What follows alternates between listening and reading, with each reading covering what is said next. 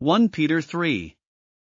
Wives, in the same way submit yourselves to your own husbands, so that, if any of them do not believe the word, they may be won over without words by the behavior of their wives, when they see the purity and reverence of your lives. Your beauty should not come from outward adornment, such as elaborate hairstyles and the wearing of gold jewelry or fine clothes. Rather, it should be that of your inner self, the unfading beauty of a gentle and quiet spirit, which is of great worth in God's sight. For this is the way the holy women of the past who put their hope in God used to adorn themselves. They submitted themselves to their own husbands, like Sarah, who obeyed Abraham and called him her Lord. You are her daughters if you do what is right and do not give way to fear. Husbands, in the same way be considerate as you live with your wives, and treat them with respect as the weaker partner and as heirs with you of the gracious gift of life, so that nothing will hinder your prayers. Finally, all of you, be like-minded, be sympathetic, love one another, be compassionate and humble. Do not repay evil with evil or insult with insult. On the contrary, repay evil with blessing, because to this you were called, so that you may inherit a blessing.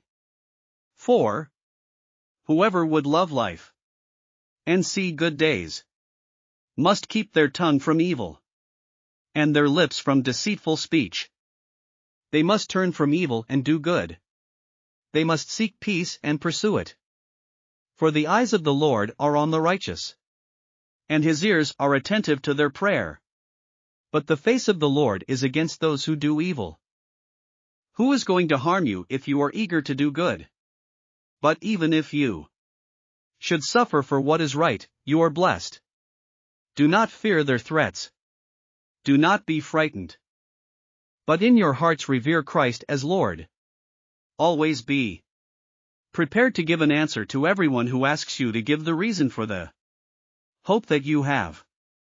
But do this with gentleness and respect, keeping a clear conscience, so that those who speak maliciously against your good behavior in Christ may be ashamed of their slander. For it is better, if it is God's will, to suffer for doing good than for doing evil. For Christ also suffered once for sins, the righteous for the unrighteous, to bring you to God.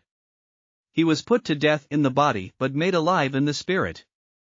After being made alive, he went and made proclamation to the imprisoned spirits, to those who were disobedient long ago when God waited patiently in the days of Noah while the ark was being built. In it only a few people, 8 in all, were saved through water. And this water symbolizes baptism that now saves you also, not the removal of dirt from the body but the pledge of a clear conscience toward God. It saves you by the resurrection of Jesus Christ, who has gone into heaven and is at God's right hand, with angels, authorities, and powers in submission to him.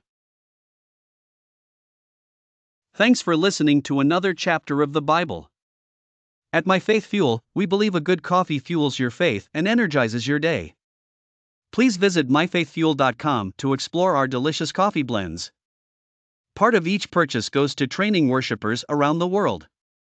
Thanks for listening.